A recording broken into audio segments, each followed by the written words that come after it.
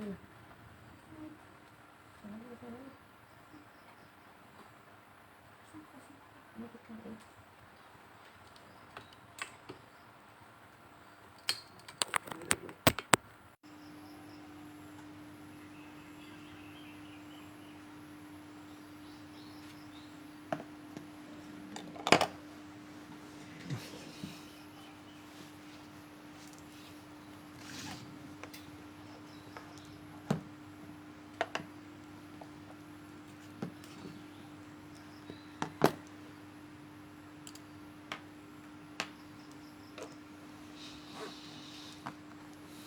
lagi.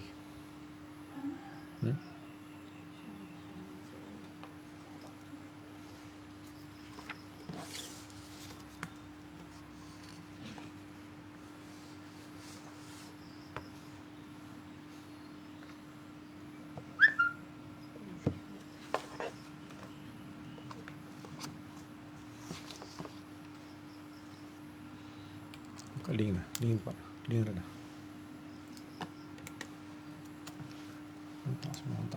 Hantar semua.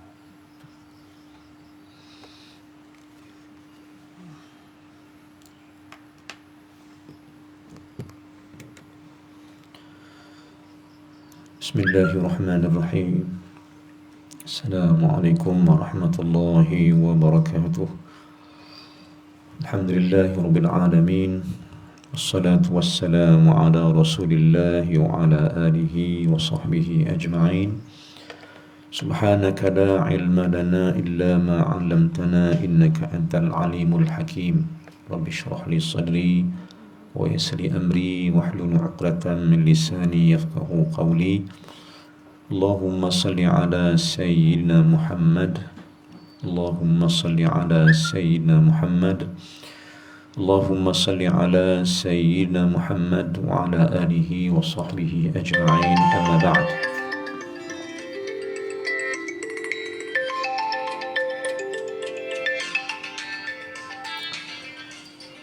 Alhamdulillah, syukur pada Allah Subhanahu wa taala dapat pagi ini sama-sama kita bersiaran. Dan sebelum tu kita minta maaf banyak-banyak pada tuan-tuan sekalian kerana ada sikit gangguan siaran pada pagi ini dan kita terlambat sikit, lebih kurang 15 minit kita atau 20 minit kita terlambat sikit. Walau macam mana pun insya-Allah kita dapat teruskan pengajian kita pagi ini, alhamdulillah. Dan terima kasih kepada tuan-tuan perempuan yang terus menanti dan menunggu siaran ini. Dan dengan niat yang bersih, dengan niat yang baik, mudah-mudahan kita dapat meneruskan hidup kita dengan ibadat pada Allah Subhanahu wa taala pagi ini. Alhamdulillah, pada semua yang baru mengikuti siaran kuliah kita ini, sebenarnya kuliah kita ada pada setiap hujung minggu, Jumaat, Sabtu dan Ahad. Dan insya-Allah kita akan terus bersiaran mencari ilmu kerana Allah Subhanahu wa taala. Untuk abang masa pagi ini kita teruskan pengajian kita insya-Allah. Pertama sekali tuan-tuan, saya tarik perhatian tuan-tuan pagi-pagi ini dengan tujuan mengaji. Niat kita mengaji ini, niat belajar ini, sesungguhnya biarlah niat kita belajar ni kerana mencari redha Allah Subhanahu wa taala. Niat kita ini sebenarnya nak mencari sesuatu yang terbaik, cara mendekati semula Allah Subhanahu wa taala dengan ilmu dan dengan ibadat yang sebenarnya. Maka mendekati Allah Ta'ala ini ialah dengan ilmu, seperti mana firman Allah Subhanahu wa taala pada ayat terakhir pada surah Al-Alaq. Al-Alaq ni tuan-tuan ialah ayat mula ada Iqra. Di akhir ayat Iqra itu Allah firman, kalla la tuti'hu wasjud waqtarib. Janganlah demikian itu, kamu tinggalkan ilmu, tinggalkan semua benda, dan hendaklah engkau tu wasjud waqtarib, sujudlah dan hampirlah diri dengan Allah. Ayat terakhir pada surah Al-Alaq. Maka sujud dan hampir pada Allah tu wajib dengan ilmu. Tidak tak dapatlah kita ni menghampiri Allah dengan ketiada ilmu atau dengan kejahilan. Baik tuan-tuan dan puan, satu perkara yang kita tak faham, tak pandai kita ni ialah tentang hubungan kita dengan Allah.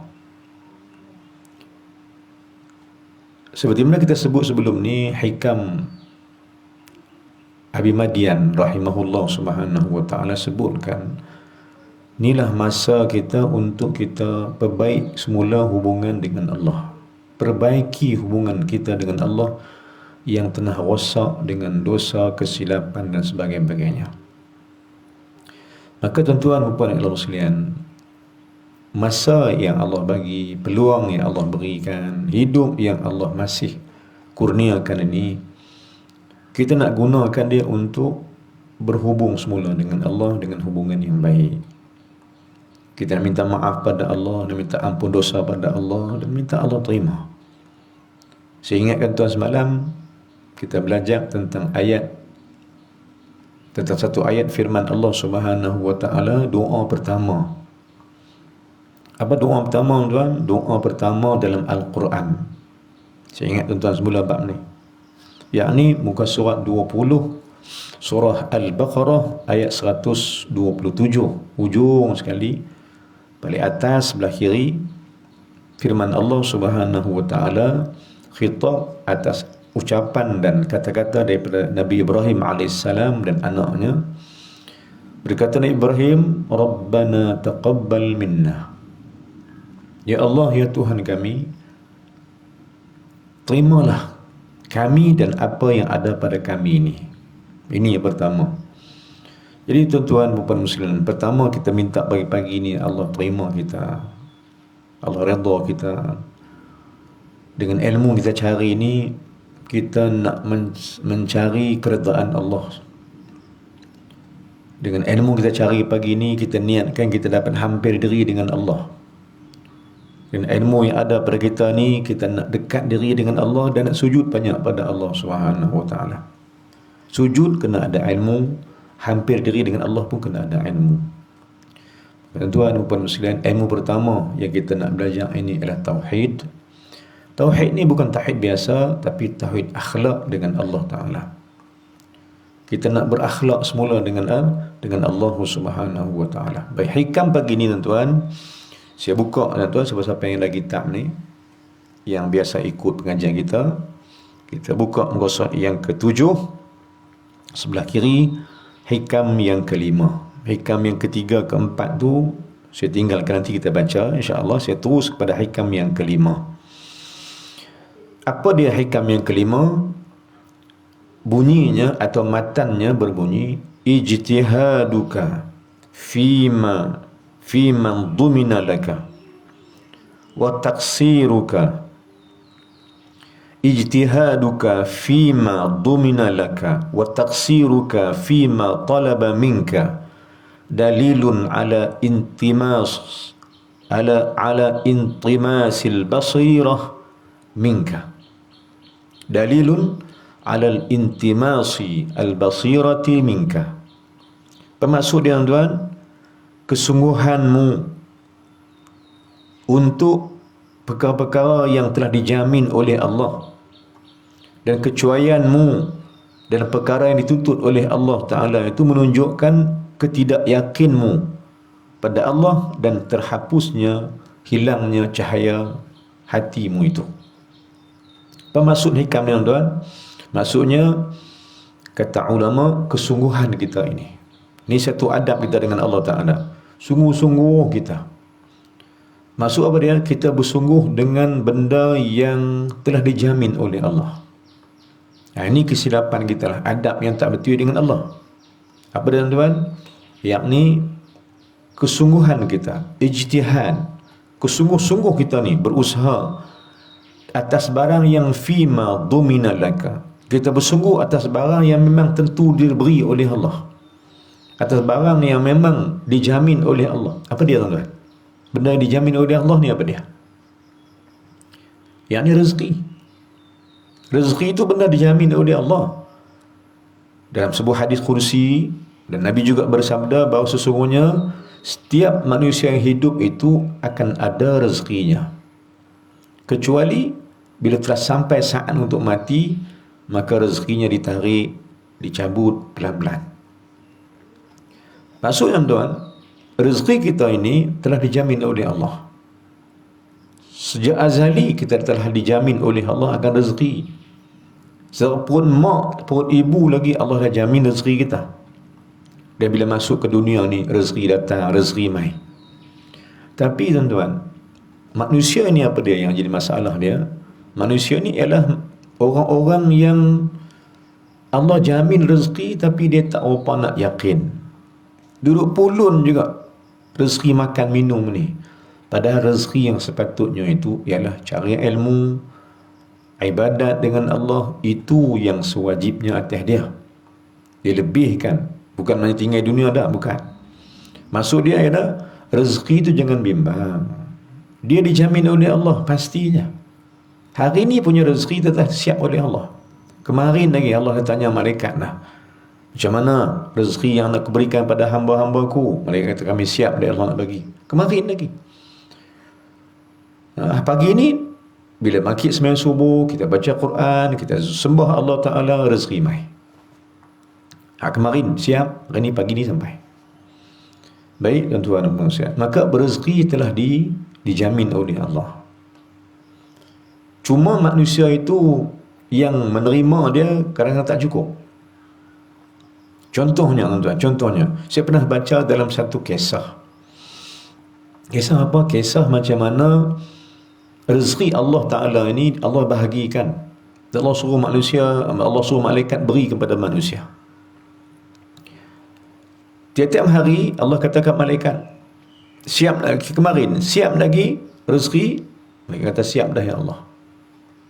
Maka bila pagi tadi Allah tanya malaikat, macam rezeki aku siap, yang pada hamba aku siap lagi. Maka malaikat pun berikan. Maka pagi-pagi siapa solat subuh,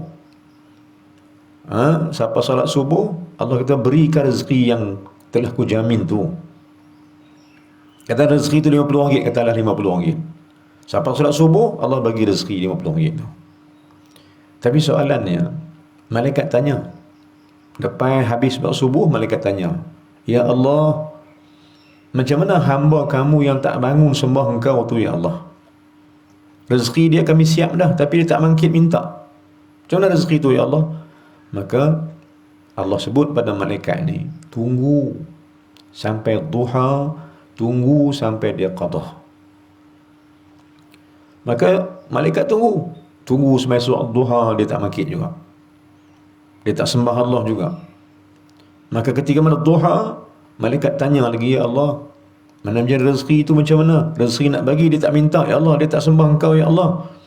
Maka Allah kata kepada malaikat ni, kerana dia tak bangun sembah aku, kata Allah, maka rezeki itu, rezeki hak dia, yang aku nak bagi kat dia tu, waktu duha tu Allah kata, siapa yang bangkit duha, berikan ia pada rezeki itu pada dia. Maka orang yang tak sembah Allah ni, rezeki tak ada. Kalau dapat pun RM100, 50, mungkin dapat RM10 saja. Dekat tu je. Sedangkan RM25, 50 yang Allah janji tu, Allah nak bagi kat dia. Sebab dia tak sembah Allah, Allah tak bagi. Jadi bila dia tak bagi, Allah tak bagi dekat dia, malaikat tu pun Allah suruh bagi dekat orang yang salat duha. Inilah kelebihan salat duha. Kerana ada orang yang tak bangkit salat subuh, tak dapat rezeki yang sepenuhnya, maka sebahagian rezeki itu diberikan kepada orang yang salat duha. Sebab tu orang duha ni rezeki dia melimpah-limpah. Rezekinya lebih pada orang lain, sebab rezeki yang orang tak minta tu, rezeki yang orang tak sembah Allah bagi tu dapatkan dia. Maka tentu inilah masalah dia. Kita duk rasa rezeki tak cukup, rezeki tak ada. Tak. Sebenarnya rezeki itu jamin oleh Allah dah. Rezeki itu telah dijamin oleh Allah Subhanahu wa taala sendiri. Jadi tuan-tuan dan puan Allah sekalian, maka hikam ni cerita apa? Ijtihaduka fima dumina laka. Kesungguhanmu mencari benda yang dijamin oleh Allah itu. Kan? Wa taqsiruka fima talaba minka, dan engkau cuai mencari benda yang Allah nak. Engkau cuai dalam menunaikan amanah yang Allah beri. Sembah Allah ni Allah nak, kan? Ibadat tu Allah nak. Allah nak kita sembah dia. Itu yang kewajipan kita. Rezeki Allah bagi. Maknanya kita duk sibuk dengan hak ayat Allah, tak sibuk dengan hak kita nak buat pada Allah Ta'ala. Yang ni kata apa? Inilah tanda-tanda bahawa dalilun, inilah tanda bahawa engkau itu, kan, engkau itu berada pada ketidakyakin kamu pada Allah Ta'ala. Maknanya soal rezeki ni ramai tak yakin, kan? Duk sibuk cari rezeki tapi tak sibuk sembah Allah. Tu tanda bahawa yakin dia telah hilang, dan mata hati untuk nampak kebesaran Allah ni tak nampak. Inilah hikam yang ada pada hari ini. Kita nak bincangkan tentang adab kita dengan Allah Subhanahu wa ta'ala. Baik, maksudnya kata Ibnu Ajibah rahimahullah subhanahu wa ta'ala, apabila seorang itu bersungguh-sungguh berusaha, berikhtiar, maka perbuatan itu merupakan tanda malapnya hati. Sebaliknya, jika dia meninggalkan hal itu pada Allah Subhanahu wa ta'ala, ia menandakan terangnya mata hati itu. Allah jamin dah benda tu. Tapi kalau sibuk juga kerja buat Allah Ta'ala ni, maka tu tanda engkau gelap hati dan kau tak yakin pada Allah Ta'ala. Tapi jika sekiranya kau tinggalkan soal tu pada Allah, maka hatimu makin bercahaya, hatimu makin nampak akan Allah Subhanahu wa ta'ala. Baik tuan-tuan dan puan sekalian, dalam ilmu tauhid ni kita bincang balik, tuan-tuan dan puan sekalian. Pernah saya cerita dulu bagaimana seorang yang mencari satu ulama namanya Imam Abu Hanifah. Saya ingat tuan-tuan cerita ni balik, tuan-tuan. Pernah jadi di zaman Imam Abu Hanifah, Nu'man bin Thabit rahimahullah subhanahu wa ta'ala, mai seorang nak mengaji dengan dia. Satu pemuda mai jumpa, kata, ya Imam, izinkan aku jadi murid engkau. Imam Abu Hanifah pun, dia ni pun tak mau tanya banyak, dia tak boleh. Dia tak tanyalah budak ni mai kat mana, nama apa, kan, anak siapa, duduk kampung mana, kerja apa, dia tak tanya. Nak mengaji ya terus mai. Maka mengajilah pemuda ini hari demi hari, hari demi hari, sampai pemuda ni agak reti banyak benda dalam soal agama. Jadi dapat hampir setahun duduk mengaji, Imam Abu Hanifah tak pernah tanya apa background dia, latar belakang tak tanya. Dan budak ni pun menunjukkan, pemuda ni menunjukkan kesungguhan mengaji hingga dapat ilmu yang banyak. Tiba-tiba satu hari, satu masa, hampir setahun duduk mengaji ni, berkatalah pemuda ni kepada Imam Abu Hanifah. Dia kata, wahai Imam, aku dah lama jadi nak murid engkau, kan? Tapi kau tak pernah tanya aku ni daripada mana, kerja aku dulu apa dia. Maka Imam Abu Hanifah kata, aku tak perlu tahu yang tu. Yang penting kau nak cari Allah, itu kerja aku lah. Kau nak cari Allah, kerja aku tunjuk kau pada Allah Ta'ala, itu saja. Jadi tuan-tuan dan puan sekalian, pemuda ni bila dia dapat tahu begitu, dia pun kata ke Imam Abu Hanifah, ya Imam, wahai guru aku, izinkan aku cerita siapa aku sebelum ni. Kata pemuda ni kepada Imam Abu Hanifah. Bani berkata, sila, kalau nak cerita lah. Maka dia pun berkata, wahai Imam, sesungguhnya aku ni sebelum mai ke engkau ni, datang pada engkau ni, aku seorang yang tak kenal Tuhan. Aku seorang yang tak ada agama, tak sembah Allah. Tiba-tiba bila mana aku terasa satu benda jadi kat aku masa aku duduk kerja, masa aku sebelum mai ke engkau ni, terbuka mata hati aku untuk mencari Allah Ta'ala. Karena aku nak cari guru, tunjuk aku supaya aku kenal Allah, dan aku nak tahu apa yang jadi ni. Imam Hanifah kata, nak cerita apa ni, ceritalah. Maka Imam Abu Hanifah pun diceritakan oleh pemuda ni. Dia kata, ya Imam, saya ini seorang lelaki pemuda yang tak ada kerja dulu. Cuma leh-leh saya dapat satu kerja. Kerja apa tu? Kerja saya ialah bila ada orang mati, Dia simpan hari tu, petang atau pagi ke, dia simpan, malam saya pergi korek balik kubur tu. Mudah ni kata dekat Imam Abu Hanifah. Aku korek kubur tu balik. Pasal apa korek? Kerana aku ambil kain kapan itu. Maka kerja aku pada, kata pemuda ni, kerja aku hanya ialah korek kubur orang mati, ambil kain kapan dia, aku basuh-basuh, aku jual balik. Ni baru hero sungguh, ni baru jahat sungguh ni lah. Ni baru kemas sungguh. Pergi curi mayat kain kapan tu, pergi korek balik kubur, pergi curi kain kapan. Ini curi, tekan curi kabel, curi kasut orang, curi buat pelam, tak jadi kan. Tak jadi tu. Ni kalau betul hang berani pergi korek kubur, pergi curi kain kapan, jual. Tapi tak ada lah orang tu dah. Jadi pemuda ni kata, kerja aku bertahun-tahun, bila ada orang mati, aku korek kubur tu, aku ambil kain kapan, aku tinggal kat dia kain kapan sikit kat dia, 2-3 helai. Kalau 2-3 helai, aku ambil selai, tinggal selai kat dia. Untuk aku basuh, aku jual. Itulah kerja aku. Lepas tu aku ambil, aku timbul balik kubur tu, aku pun balik rumah. Kain tu aku basuh-basuh, esok aku jual balik. Itu kerja aku.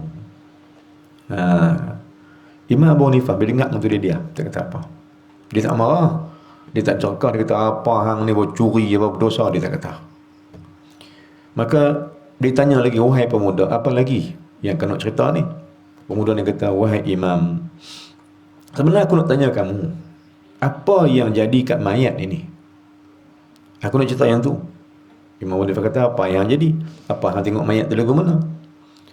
Maka bila aku korek kubur, aku ambil kain kapan. Sebelum aku ambil kain kapan, aku dapati banyak mayat-mayat yang aku korek itu, yang aku nak curi kain kapan itu, aku tengok dia beralih arah. Kan? Dia beralih arah. Kita orang mati ni tuan-tuan, kita faham kan? Kita bila dia mati, kita halangkan dia menghadap kiblat. Sendai dengan apa? Dengan tanah.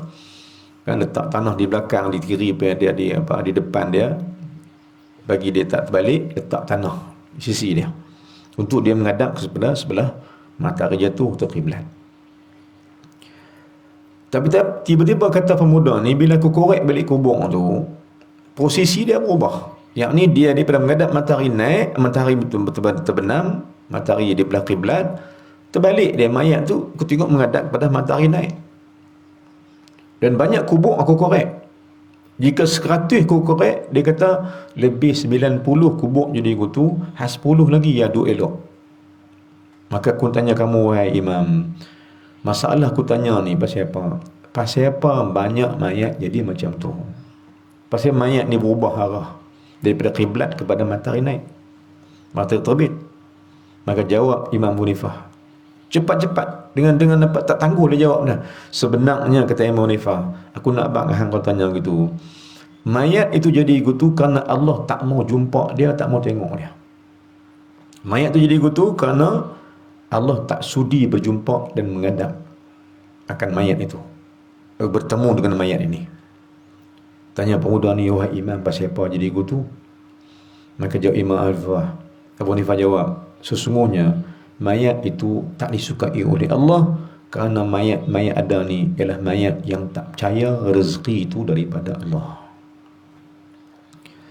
Dan orang-orang yang tak beriman pada Allah ni, kata Imam Abu Hanifah, kebanyakannya bermula pada soal rezeki.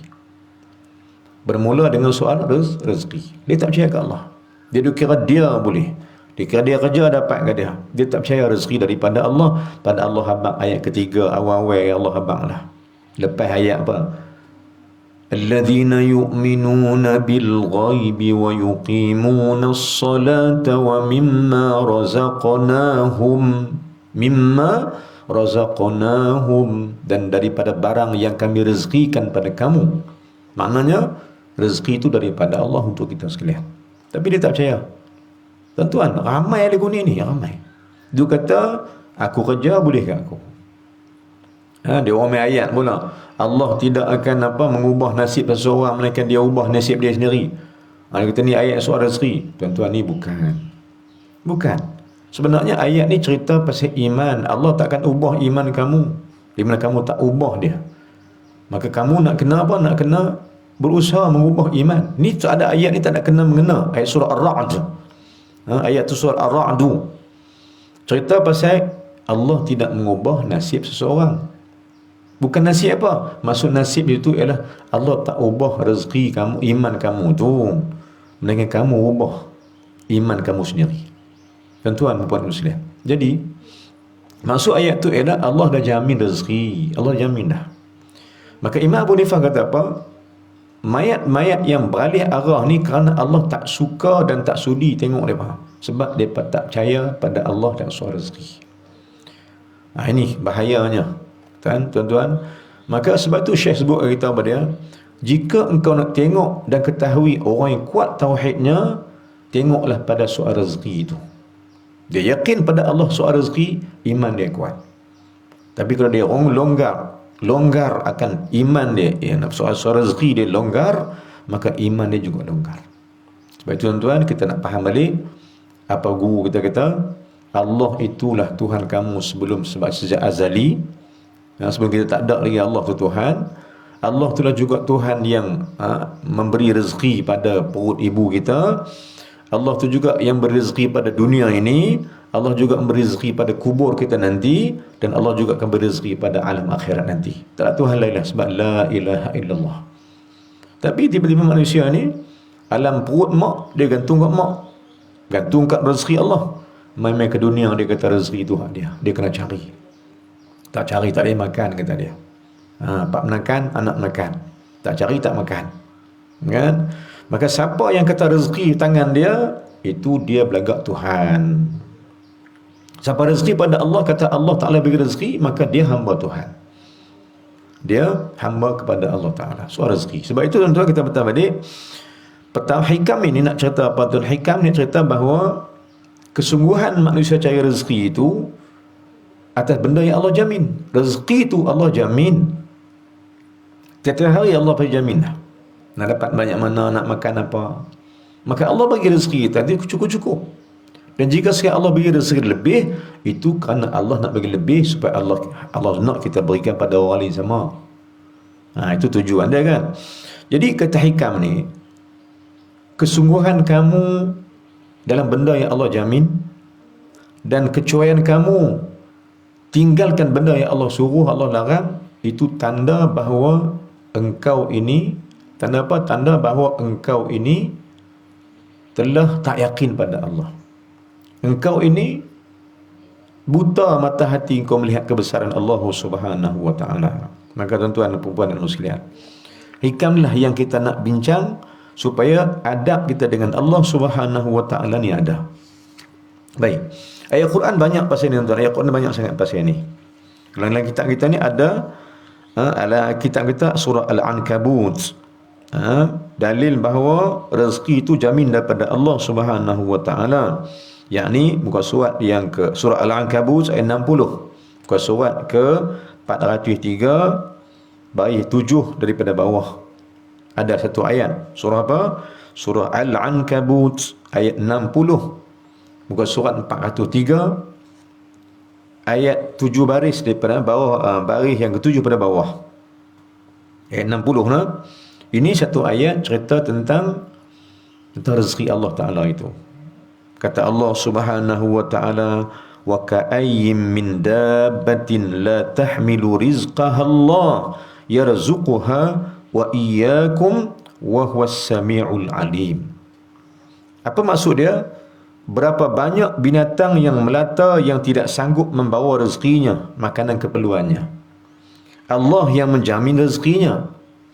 Juga terhadap kamu, dialah yang maha mendengar lagi maha mengetahui. Ayat ni cerita apa, tuan? Ayat cerita bahawa rezeki itu daripada Allah. Allah jaminlah. Allah kata bahawa banyak binatang yang tak bawa rezeki. Rezeki tak tahu mana. Kan? Tapi rezeki jamin oleh Allah. Binatang keluar daripada rumah dia cari rezeki. Rezeki jamin. Dah ada rezeki, cuma kena cari. Sebab Allah nak suruh tengok kepada yakin tak kat dia. Rezeki ni tentang dia ada merupakan keyakinan pada Allah.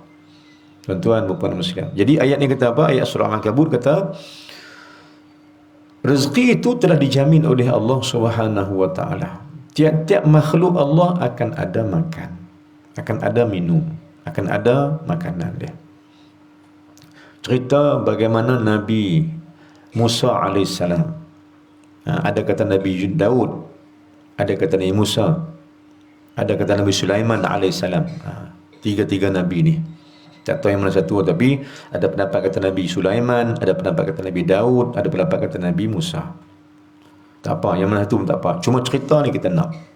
Cerita apa? Satu hari kita ambil lah nama seorang, Nabi Sulaiman lah kita kata. Satu hari Nabi Sulaiman ni tengok satu ekor semut. Dia tengok seekor semut. Semut tu lalu depan dia. Maka dia berkata, dia Nabi Sulaiman boleh cakap dengan semut. Dia kata, wahai semut, izinkan aku bertanya kamu. Dalam setahun, kata dalam setahun, makanan banyak mana? Dia tanya semut ni. Kan? Maka semut ni jawab, dalam setahun aku hanya makan sebiji gandum. Biji gandum setahun. Kan? Maka setahun aku makan sebiji gandum. Itu yang cukup pada aku. Itu rezeki Allah telah bagi aku.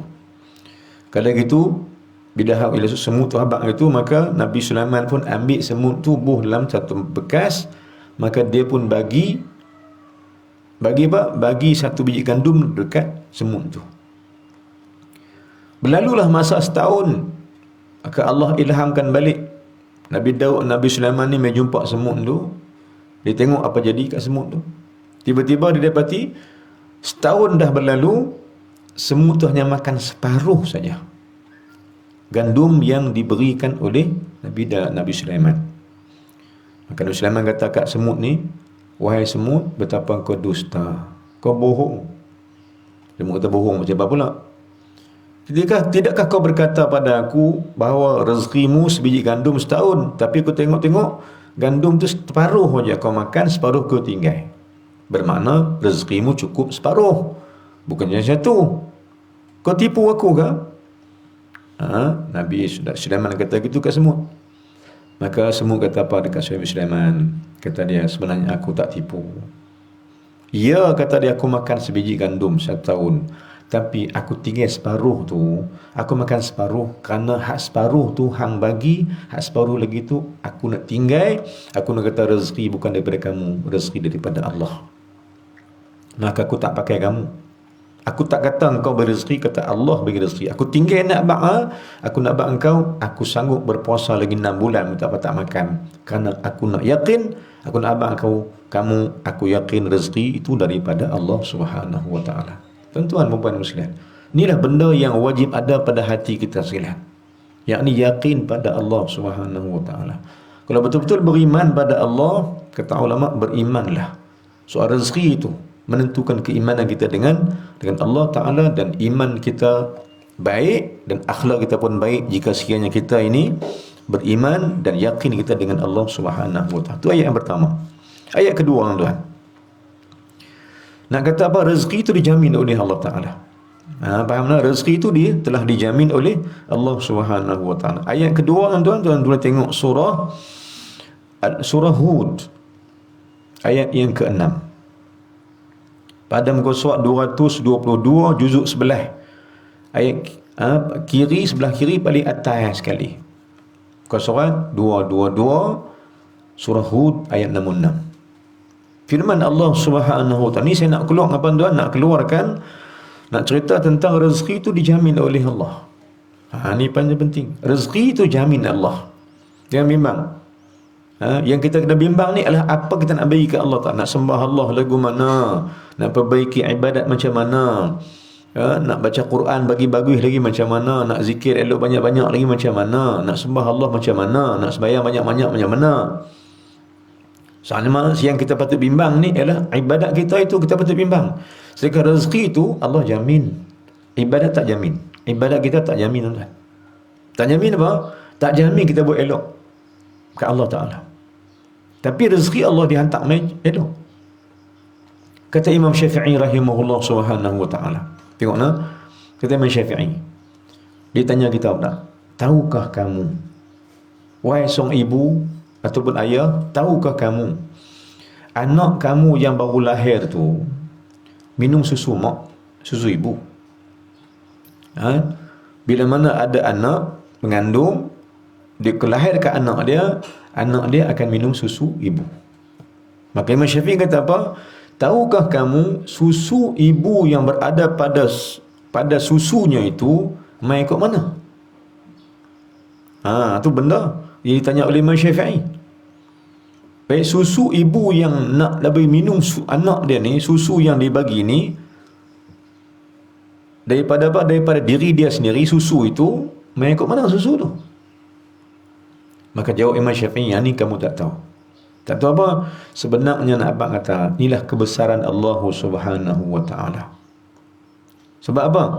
Kerana kata Imam Syafi'i, sebenarnya susu yang anak minum daripada ibu itu, susu tu sebenarnya mai pada darah ibu itu. Susu tu tak lain, dia mai pada darah ibu. Tetapi Allah Ta'ala ni punya sayang hamba dia tukarkan darah tu menjadi susu yang putih dan lazat. Ni kebesaran Allah. Kata siapa ni? Kata Imam Syafi'i rahimahullah subhanahu wa ta'ala. Nak apa? Nak abang Allah kasihkan hamba dia bagi darah jadi susu. Minum budak tu. Minumlah budak tu akan susu tu. Sebenarnya dia asal darah, tapi Allah tukar. Maksud apa kata Imam Syafi'i? Allah ni menjamin rezekimu. Dia boleh buat darah jadi susu kerana dia jamin rezeki kau. Dia sayangkan kau, dia kasihkan kau. Maka Allah buat yang terbaik. Darah jadi merah, jadi putih, kerana Allah jamin rezeki itu. Dengan sebab susuan ibu itulah anak tu besar. Bermaksud apa dia? Bermaksud Allah buat supaya rezeki anak ni sampai. Anak tak boleh makan yang lain, dia kena makan susu ibu dia juga. Barulah dia ada connection dengan ibu dia nanti. Ini fitrah kepada manusia. Maksud Imam Syafi'i kata apa? Bila Allah memberi engkau yang terbaik, rezeki yang terbaik, mengapa kau hantar ibadat buruk pada Allah? Saudara-saudara, bila Allah bagi rezeki yang baik, makan, minum yang baik, tiba-tiba sembahyang hang lebih kurang ya. Ibadat hang pun main-main lebih kurang. Bahasa kampung utara kata cincai. Ibadat kamu ni tak bukang. Ibadat kamu ni tak sempurna. Sanggup kau hadiahkan satu benda yang tak baik pada Allah, sedangkan Allah bagi kamu rezeki yang baik. Dia tanda adab manusia yang tidak beradab dengan Allah. Sulam balik ni kata Imam Syafi'i, Allah tukarkan darah jadi susu warna putih untuk engkau, kerana kasihkan engkau, memberikan kau sesuatu yang terbaik. Tiba-tiba engkau pula bila dapat makan kenyang semua elok dah, kau sembahyang pun lebih kurang aja. Bermakna Allah bagi yang kamu terbaik, kamu hantar benda buruk pada Allah. Sanggup ke gitu kau buat pada Allah? Ni saya kutang balik hikam ni, hikam adab. Ilmu tauhid ni tauhid adab kita dengan Allah Subhanahu wa ta'ala sendiri. Ini yang dimaksudkan oleh ulama-ulama.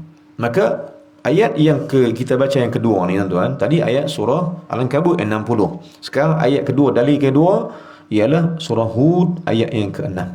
Apa ayat dia tuan-tuan? Nak cerita apa? Cerita rezeki dijamin oleh Allah Subhanahu wa ta'ala. Ayat dia berbunyi, ayat surah Hud ayat atas sekali sebelah kiri ada bunga bintang tu kan. Baik. Firman Allah Subhanahu wa ta'ala,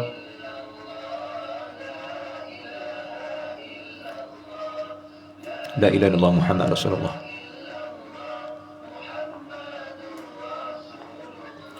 Firman Allah Subhanahu wa ta'ala, wa ma min dabbatin fil ardi illa 'ala Allahi rizquha wa ya'lamu mustaqarraha wa mustawda'aha kullun fi kitabim mubin. Maksud dia apa dia tuan-tuan? Maknanya sesungguhnya tidak ada satu pun yang melata di muka bumi ini melainkan Allah telah menjamin rezekinya itu. Tak ada satu benda pun yang atas alam ni Allah tak jamin, semua Allah jamin mereka. Baik. Maka kata Imam An-Nasafi tafsir ayat ni, kata dia, hal ini, benda ni ialah kurniaan Allah. Rezeki ini ialah kurniaan Allah Ta'ala pada kamu. kurniaan, pemberian, anugerah. Maka benda ni benda yang anugerah Allah atas kamu. Ni yang Allah sebut dalam Al-Quran tadi. Kata Imam Nasafi, hal ini Allah habaq ni nak cerita inilah kurniaan Allah pada kamu, dan sebenarnya bukanlah kewajipan Allah bagi apa-apa. Bukan wajib Allah atas Allah Ta'ala tak. Rezeki kita ni bukan wajib atas Allah. Harus pada Allah nak bagi tak bagi. Bila Allah harus bagi, dia tak wajib bagi. Maksud wajib ni tak nak siapa yang wajibkan Allah Ta'ala bagi kita. Tak nak. Harus pada Allah nak bagi tak bagi. Tapi wajib pada kita sembah dia. Kita wajib sembah Allah, rezeki tak wajib sampai. Sebab maksud apa? Bila wajib rezeki Allah bagi, bermaksud ada orang paksa Allah bagi rezeki kita. Tak boleh kita kutuk sebagai Tuhan. Jadi kita faham balik, rezeki Allah Ta'ala itu kurniaan Allah untuk kita atas kasih sayang dia. Itu benda yang harus pada Allah Ta'ala nak bagi tak bagi. Cuma yang wajib ini ialah kita. Kita wajib apa tuan? Kita wajib memberikan hak Allah Ta'ala ini. Kita wajib memberikan hak Allah. Apa dia hak Allah? Kita wajib jadi hamba-Nya. Dia wajib jadi hamba kita, dia wajib jadi Tuhan kita, dan kita wajib jadi hamba dia. Ini dah hak Allah yang tak boleh kita sia-siakan. Jadi tuan-tuan Allah sekalian, kita patah balik, semua ni adalah kurniaan Allah. Rezeki itu kurniaan Allah Subhanahu wa ta'ala, dan bukan satu yang wajib pada Allah, bukan. Maknanya tak wajib pun rezeki Allah bagi, tetapi kita yang wajib memberi sesuatu balik pada Allah Ta'ala. Maka tadi lagi, bahkan semua makhluk dan rezekinya itu telah ditetapkan oleh Allah di Lauh Mahfuz lagi. Ini penting. Rezeki kita ni semua telah ditentukan oleh Allah pada Lauh Mahfuz ni, pada azali lagi. Allah dah siap dah. Jom iman kita menyentuh, jom yakin gitu. Rezeki ni yang kita dapat ni Allah dah jamin sebelum ni lagi. Yang kita nak tengok ni bukan rezeki Allah. Yang kita tengok ni apa ibadat aku ke Allah Ta'ala. Okay? Sebab kata ulama, rezeki itu Allah jamin. Hak tak jamin apa dia? Ibadatmu itu tak dijamin.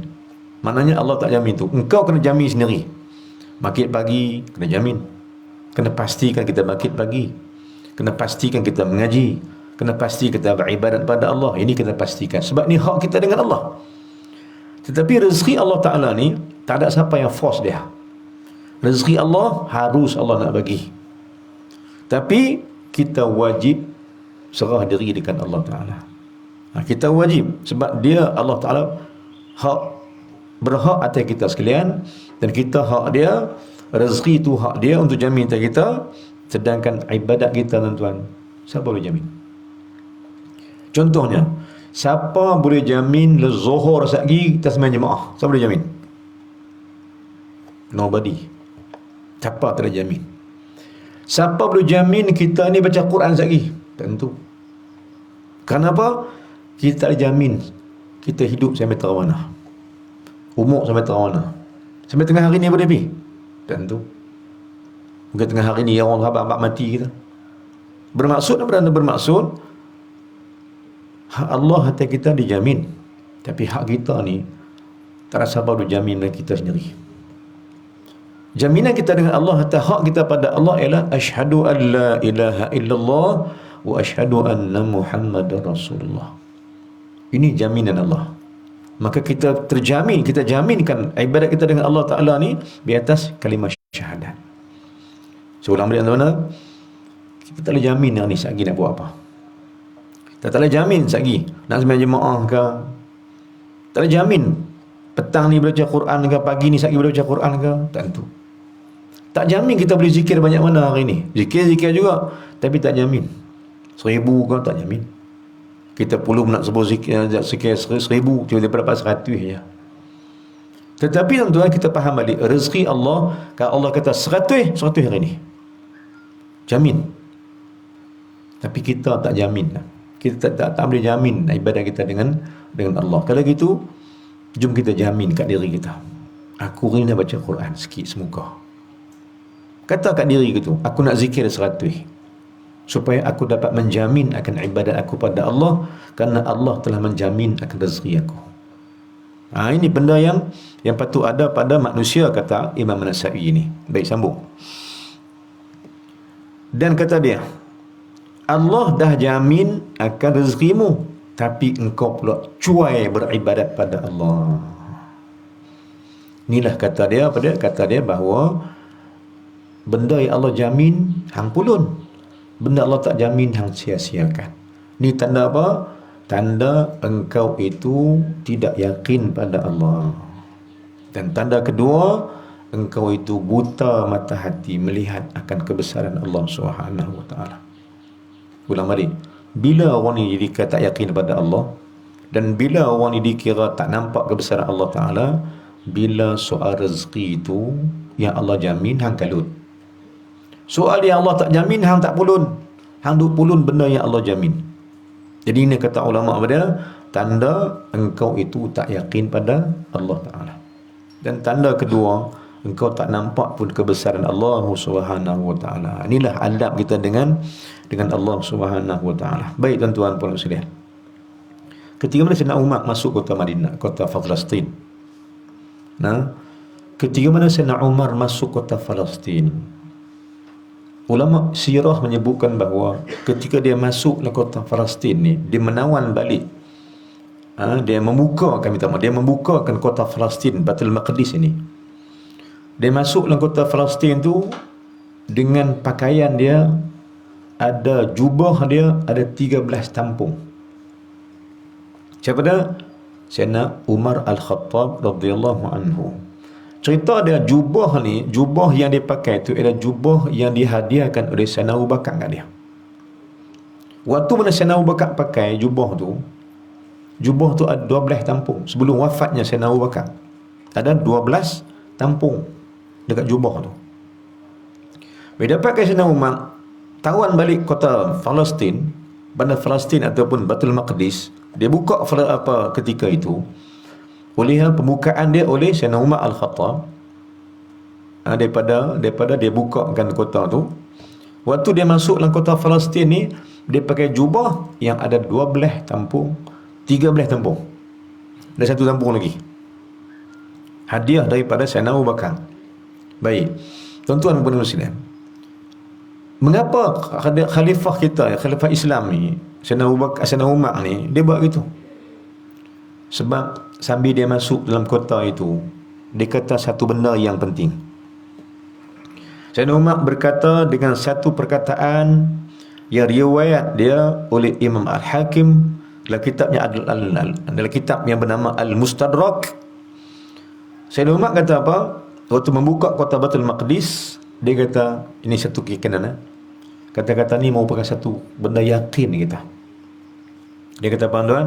Kata Sayyidina Umar, nahnu qaumun a'azzana Allahu bil islami famahma ibtighana al-'izza bighairi ma 'azzana Allahu adzallana Allah. Kata dia, kitalah kaum, dia kata dekat orang kafir ni, kami kaum, kamilah orang yang mulia dengan Islam.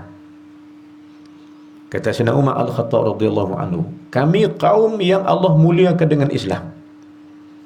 Kata dia, selagi mana kami cari yang bukan Islam, dan selagi mana kami akan duduk cari benda yang bukan Allah kehendaki, kami takkan dimuliakan oleh Allah, tapi kami akan dihina oleh Allah Ta'ala. Tuan-tuan, ini kata-kata masyhur daripada seorang ulama, seorang sahabat Nabi, namanya Sayyidina Umar Al-Khattab radhiyallahu anhu. Waktu mana peristiwa ni? Waktu dia membuka kota Baitul Maqdis di Palestin. Hari ini yang dapat ditawan semula oleh pejuang-pejuang Hamas ni. Alhamdulillah. Tapi waktu mana dia Sayyidina Umar masuk ni, dia ungkapkan perkataan yang masyhur. Nak abang apa tuan, nak abang apa? Dalam kata-kata ni, nak abang dia yakin dengan Islam. Dia yakin dengan Allah Subhanahu wa taala. Walaupun dia pakai jubah tampung 12, 13 tampung, tapi dia yakin kami dapat tawan satu dunia ni sebab Allah bagi. Dan sifat inilah, kata dia kata ke orang lain, sifat yang ada ke aku inilah penyebab Allah tolong aku tawan balik kota Palestin ini. Maksud dia bergantung rezeki pada Allah. Dia tak kira diri dia, tak senang dia tak kira senangan dia fikir senang orang lain.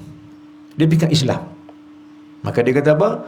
Dia kata Islam, kami kaum Islam yang akan mulia dengan Islam ini. Maknanya, siapa jaga Islam betul-betul, Allah muliakan dia. Siapa yang faham rezeki daripada Allah, Allah muliakan dengan karamah. Dan bila mana dia tak yakin Islam, dia tak yakin sesuatu benda daripada Allah, apa main kat dia? Kata dia, famahma btighamah fima, selagi mana kami menuntut benda yang Allah tak jamin, azallana Allah, kami akan dihina oleh Allah Ta'ala. Ya tuan-tuan, benda yang berlaku seluruh dunia, negara Islam, tuan-tuan, kalau saya tengok dalam YouTube, tengok dalam dalam Facebook dan sebagainya, macam mana ditunjukkan orang kaya di UAE ni belanja duit ke mana. Dia berapa habis duit ketunya.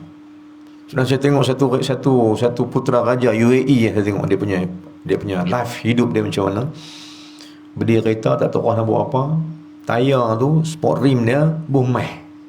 Dia long dia. Tak nak kerja.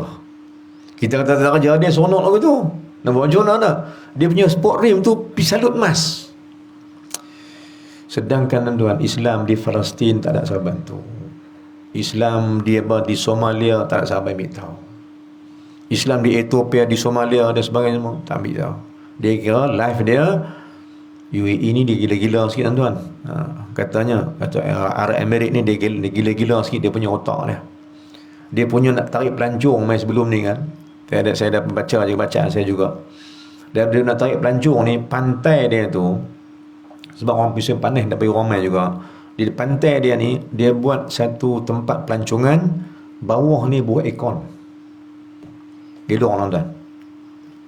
Pasal apa? Pasal dia tak mau pergi cuaca panas, dia tak pergi sejuk, pasiak tu sejuk, dia buat aircon bawah pun pasiak atas. Pantai tu atas, bawah pun aircon sejuk. Maka ramai pelancong tak ada kerja. Sebab pelancongan. Tiba-tiba Allah buat COVID, tak ada siapa boleh pergi. Maksud mana? Maksudnya dia menggunakan kewangan dia itu pada tempat yang Allah murka. Na'udzubillah min zalik, tuan. Maka patah balik, kita mulia, kata Sayyidina Umar, kita mulia dengan Islam yang kita yakin. Yakinlah bahawa Islam penyelamat. Yakinlah bahawa rezeki itu telah Allah jamin. Yakinlah kita ni telah Allah atur hidup kita yang baik. Cuma yang kita tak jamin, nak mati esok macam mana. Ini tak jamin. Allah ada jamin dah kita ni macam mana. Jadi Islam awal, alhamdulillah. Baik, dapat kebaikan banyak dalam dunia kita Allah jamin dah. Tapi yang tak jamin yang tuan, nak mati esok macam mana.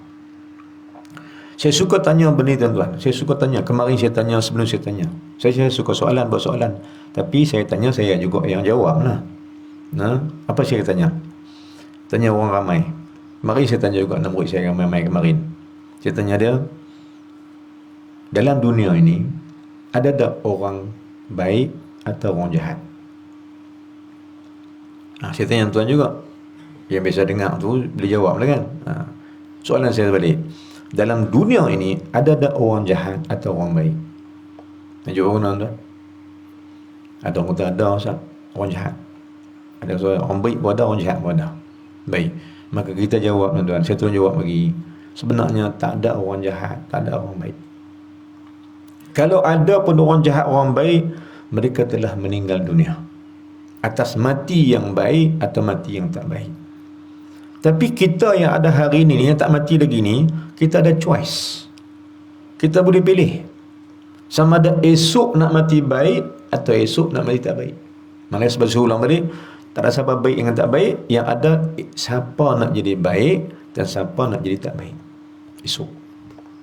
Karena esok tu nak mati, maka nak mati baik, jom hidup dengan cara baik.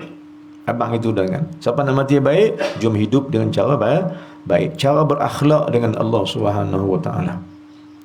Macam mana kita nak abang kata kita nak kena berakhlak tuan? Kita jaga akhlak ni.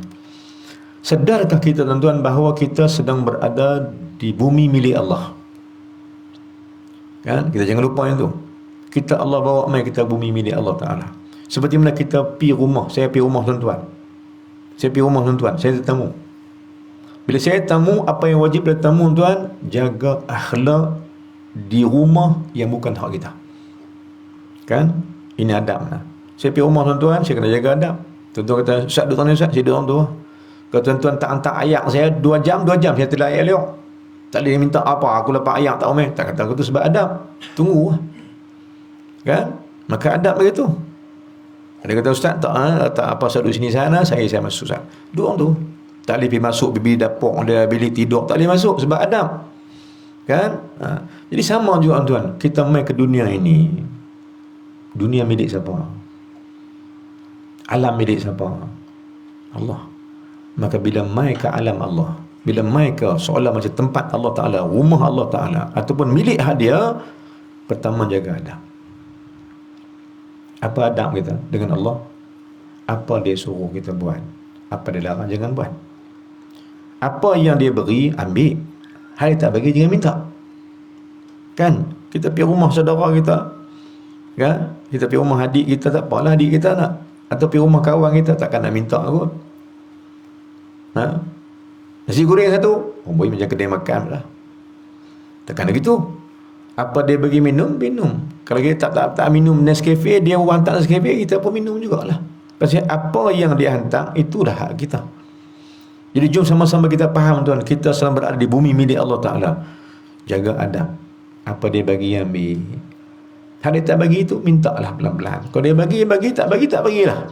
Itu adab ketika mana berada di bumi milik Allah Subhanahu wa ta'ala. Kadang-kadang kita lupa yang tu. Kita lupa kita sedang berada pada bumi milik dia. Jadi, maka kita ulang balik tuan. Hikam pertama ni apa dia nak cerita? Hikam pertama nak cerita pasal bahawa apa yang Allah beri, ambil. Apa yang Allah jamin, ambil. Tapi kena perhati balik. Bolehkah kau jamin engkau akan mati beriman esok? Boleh kau jamin kau mati mengucap esok? Jamin tak? Boleh jamin tak bahawa Allah, kita nak mati ni dapat mengucap? Kita nak mati masuk syurga, boleh jamin tak? Boleh jamin. Sebab itu tuan-tuan yang Allah sekalian, waktu mana seorang ulama namanya Hasan al-Basri rahimahullah subhanahu wa ta'ala. Hasan Basri ni dia seorang dia wali Allah di zaman dia. Dan dia boleh buka mazhab, tapi dia tak buka mazhab. Bagaimana satu ketika dia ni berkenan dengan seorang wanita, yang mana wanita ni memang semua orang nak dia. Wali-wali semua ramai nak dia. Siapa dia? Rabi'atul Adawiyah. Maka Hasan Basri orang kata kat dia, wahai Hasan Basri, Rabi'atul Adawiyah tu seorang-seorang. Kan? Tak siapa nak kahwin dengan dia. Hang minta lah dia. Kami tak boleh minta. Pasal dia wali hebat. Jadi Hasan Basri pun kenan jugalah kan. Kenan. Hasan Basri minta nak kahwin dengan dia. Baik. Dia pun minta lah Rabi'ah terima dia sebagai suami. Tapi apa yang Rabi'ah kata kat dia? Banyak soalan dia kata. Rabi'ah tanya banyak soalan sehingga Hasan Basri tak ada jawab. Antara dia tanya kepada dia, ya Hasan Basri, tolong jawab soalan aku. Apa soalan kamu? Maka dia tanya, wahai Hasan Basri, bolehkah kau jamin aku nak mati esok aku boleh mengucap? Boleh tak hang jadi suami aku ni, aku nak mati esok, hang boleh jamin aku mengucap? Sahabat saya kata, aku tak jamin. Kalau hang tak jamin, tinggalkan aku dengan Allah. Sebab Allah boleh jamin. Allah boleh jamin aku mati baik bila mana aku baik dengan dia. Ini kata Rabi'ah Adawiyah. Kalau kau tak boleh jamin aku mati baik, maka jangan pinang aku, jangan kahwin dengan aku. Kerana aku ni lebih suka aku ni pada Allah Ta'ala. Dialah yang menghidupkan aku, dialah yang beri rezeki ke aku, dialah yang matikan aku, dia. Kata Rabi'ah Adawiyah kepada Hasan Basri rahimahullah subhanahu wa ta'ala. Apa yang dia soalkan adalah, kalau tak benar hal tak jamin, macam mana nak kahwin dengan aku? Kan ini soalan daripada Rabi'ah. Hidup esok tak boleh jamin. Maksudnya besok ni boleh jamin tak kita mati beriman? Tak boleh jamin. Sedangkan rezeki telah dijamin oleh Allah Subhanahu wa taala sendiri. Jadi kalau gitu baik kita serah pada Allah. Semua soalan semua perkara kan? Baik. Kemudian yang jadi masalah kita sekarang tuan ialah apa dia? Masalah kita hari ni tengok balik, masalah orang ramai. Kenapa kita baca hikam ni? Kerana masalah orang ramai hari ni, masalah kita sendirilah hari ni, ialah kita terbalik dalam memahami hikam ni. Pribadi kita, hidup kita ni, dia terbalik. Terbalik apa? Terbalik dengan hikam tu. Macam mana terbalik dia? Hikam kata apa? Yakni rezeki Allah jamin. Ibadat Allah tak jamin. Dia terbalik apa dah? Allah kata aku jamin rezeki engkau, dan ibadat tu kau kena jamin pada aku. Tiba-tiba kita terbalik. Balik apa? Rezeki tak beriman, tak serah pada Allah. Kita kata kita kena buat, padahal soal ibadat seolah tak apalah hang tolong buat ya Allah. Itu terbalik. Soal rezeki kita nak buat, soal ibadat tak apalah, serah pada Allah lah. Contohnya macam mana tuan? Ada orang kata sembahyang tak ni boleh tak cukup. Sembahyang lagu ni boleh aku. 2 rakaat dah lagu. Puasa lagu ni lebih kurang tak apa lagu. Baca Quran sikit-sikit dah lagu. Baca ibadat-ibadat banyak sangat apa-apa. Dia terbalik kan tuan. Padahal ibadat itu tidak ada jaminan Allah terima atau tak terima. Kita yang sedap hati kata aku tak pada tahun ni, aku baca Quran sikit beri tadi dah, sembahyang dah, berapa lagi kan? Maka kehidupan kita ramai-ramai ni, sama ada Islam atau kafir, kata ulama, dia terbalik atas hikam tu. Benda yang Allah jamin hang kalut, benda Allah tak jamin hang sia-siakan. Sebaliknya, benda yang Allah jamin tu hang tetap. Benda yang Allah jamin tu kata tetap. Sedangkan benda Allah tak jamin tu hang kena kalut. Maksudnya, kalutlah kita dengan soal ibadat dengan Allah. Saat kalut kita dengan soal esok nak mati macam mana?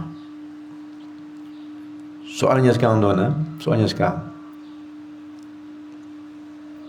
tentang mengaji ni, tentang kuliah ini. Saya sebut banyak kali dalam kuliah, benda ni Allah tak jamin. Dia berkait dengan syahadat. Syahadat mati berkait dengan syahadat. Dan tuan-tuan, saya ulang balik, di mana kaitan syahadat kita ni? Saya beritahu dia mula. Mati itu ada kaitan dengan syahadat. Nak mati kena mengucap. Nabi kata apa? Siapa yang matinya mengucap, man akhiru kalamuhu la ilaha illallah dakhala jannah. Barang siapa yang matinya dia mengucap, maka telah masuk syurga dia. Ada 2 tafsir tentu. Dia baca dakhala, telah masuk. Mati yang masuk syurga tu. Kan? Siapa mati yang syurga ni? Mati mengucap. Soalan dia, nak mengucap waktu mati itu macam mana? Macam mana kita nak berjamin kita boleh mengucap? Macam mana nak buat? Macam mana kita nak pastikan kita ini dapat mengucap di akhir hayat kita nanti? Dijawab oleh ulama, dijawab oleh hadis Nabi SAW. Saya baca balik benda ni diberi oleh Nabi kepada Sayyidina Umar Al-Khattab radhiyallahu anhu. Kitab mana tuan-tuan? Kitab dia ialah kitab Jauharul Mawhu wa Mudabbihatil Qulub. Muka surat sebelah kanan, bagi surat 10. Muka surat 10, bagi ke-7 pada atas. Ada satu hadis dibawa oleh ulama kita. Syekh Abdul Rahman Al-Kelantani bawa hadis tu dalam kitab ini. Cerita apa? Cerita bahawa Rasulullah SAW kata dekat Sayyidina Umar Al-Khattab. Nabi kata, siapa yang banyak meninggalkan ilmu, banyak meninggalkan sunnah-sunnah aku, banyak meninggalkan ilmu-ilmu, maka Allah akan azabkan dia bila dia mati. Apa azab dia? Kata Nabi kat Sayyidina Umar Al-Khattab, refer balik kitab tu. Kitab apa? Kitab Jauharul Mawhu. Pada masalah ilmu, bab fadilatul ilmi wal ulama, bab kelebihan ilmu dan ulama. Dibawa hadis itu. Dia pesan dekat Sayyidina Abu Bakar, Sayyidina Umar, Allah akan jamin syahadat itu pada seseorang. Apa dia? Orang yang maintain, orang yang hatinya sentiasa ingin mencari ilmu kerana Allah, orang yang sentiasa diri dia sentiasa berada pada redha Allah di balik ilmu. Nabi kata apa? Di akhir hayat dia, aku jamin dia boleh mengucap. Sebab Kita tauhid dia sebut kata juga tuan. Kitab Matan Syarah Matan Jarh Tauhid pun sebut dalam bab syahadat ni. Tidakkah ayat yang berbunyi afdalu dzikri fa'lam annahu la ilaha illallah? Sebaik-baik zikir itu ketahuilah kamu bahawa la ilaha illallah. Maka ulama tauhid kata la ilaha illallah tu didului dengan fa'lam. Apa maksud fa'lam? Fa'lam diajar fa alif ain lam mim. Fa alif ain lam mim. Buang fa dengan alif jadi ain lam mim, ilmu. Maknanya kata ulama, orang yang mensia-siakan ilmu ialah orang yang sukar mengucap dia nanti. Itu Nabi Ahmad kan, Sayyidina Abu Bakar, Sayyidina Umar Al-Khattab radhiyallahu anhu. Allah akan uji gitu. Kenyataannya juga saya baca balik hadis ni tuan, hadis doa. Doa selamat. Saya bawa hadis ni. Banyak kali kita sebut hadis ni. Tentang doa selamat yang dibaca oleh tutup imam kita, dan waktu kita selalu baca doa ni. Apa doanya? Doanya bunyi ni. Allahumma inna nas'aluka salamatan fid din wa afiyatan fil jasad wa ziyadatan fil ilmi wa barakatan fil rizqi. Tengok makna dia. Allahumma inna nas'aluka salamatan fid din. Ya Allah, selamatkan kami hidup dalam agama ini. Wa afiyatan fil jasad, dan sihatkanlah jasad kami. Yang ketiga, bila jasad sihat nak kena buat apa? Wa ziyadatan fil ilmi, usaha tambah ilmu. Kita bukan tak ada ilmu tu, tapi korang maka kena usaha tambah ilmu. Kenapa? Siapa yang bila jasad dia sihat, dia kena cari ilmu. Untuk apa cari ilmu ni tuan? Mai hadis matan yang keempat, wa barakatan fil rizqi. Siapa cari ilmu, rezekinya Allah berkati. Bila dia hidup, rezeki Allah berkat. Wa barakatan fi rizqi. Nombor 5 pula. Sambung dia. Wa barakatan fi rizqi wa taubatan qabla al-maut. Siapa hidup dia berkat, maka sebelum mati Allah buka jalan taubat kat dia. Bila Allah buka jalan taubat kat dia, wa rahmatan 'indal maut, waktu mana nak mati, Allah hantar sayang Allah kat dia. Mati ia pada syahadat. Lepas itu, lepas mati mengucap, mati bersyahadat, apa dia pula? Wa maghfiratan ba'dal maut, Allah ampun dosanya selepas dia mati. Wa fawz bil jannah, berjaya masuk syurga. Wan najata minan nar, selamat api neraka. Wal afwa 'indal hisab, Allah maafkan kesilapan dia waktu berhisab depan Allah. Poin dia tahu mana? Poin dia ialah berilmu. Maka tuan-tuan, jaminan kita sekarang ni ialah jom kita pastikan kita boleh mengucap akhir hayat kita nanti. Bagaimana cara dia? Cari ilmu kerana Allah. Sehari-hari mesti ada juga. Paling tak ada pun tuan, kalau tak ada ilmu, kita bersibuk tak boleh dapat ilmu, paling tak ada pun ambil Quran baca. Kena Quran tu kitab ilmu. Tengok apa maksud sikit. Abang kat Allah, aku faham sikit Allah. Apa Allah kata? Ya, semalam saya tafsirkan ayat. Ayat 13 pada surah Al-Mulk.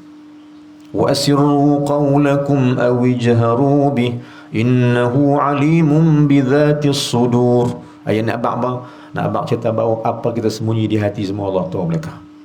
Hak cakap apa, hak buat apa, terasa hati, doa rasa apa di hati, mulut kata apa, hak diri buat apa. Tapi Allah kata, aku tahu apa yang ucapkan di hati engkau, aku tahu apa yang kau sembunyikan di hati engkau. Aku tahu. Kita faham sikit dah. Oh, banyak Allah tahu. Ataupun ambil ayat kedua surah Al-Mulk.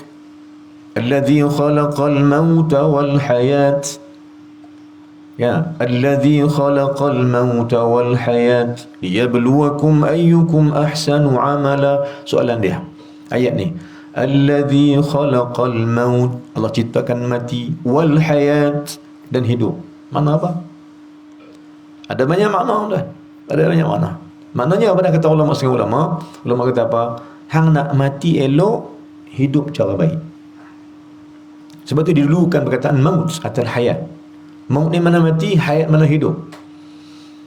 Alladhi khalaqal mauta wal hayat Allah ciptakan kematian dan kehidupan. Pasal apa tuan-tuan? Kerana Allah dulukan kematian tu sebab utama dia ialah kerana siapa yang nak mati elok, hiduplah cara elok. Siapa nak mati mengucap, hiduplah dengan banyak mengucap. Dia punya timbang lagi tu. Jadi inilah yang kita nak fahamkan daripada apa yang difirmankan oleh Allah Subhanahu Wa Taala. Baik, problem kita hari ini. Apa masalah hidup kita hari ini? Kita terbalikkan hikam itu. Kita terbalikkan hikam itu. Macam mana terbalikkan? Pertama kata ulama, kita terbalik hikam ni dia guna. Pertama sebab kita pentingkan dan kita duk fikir benda yang sibuk diri dengan benda yang telah dijamin oleh Allah Ta'ala. Ni silap kita Allah ni. Manusia sibuk kalut pentingkan benda yang dijamin Allah, tapi dia tak tengok benda yang tak dijamin oleh Allah Ta'ala. Inilah satu kecuaian yang patut diberi peringatan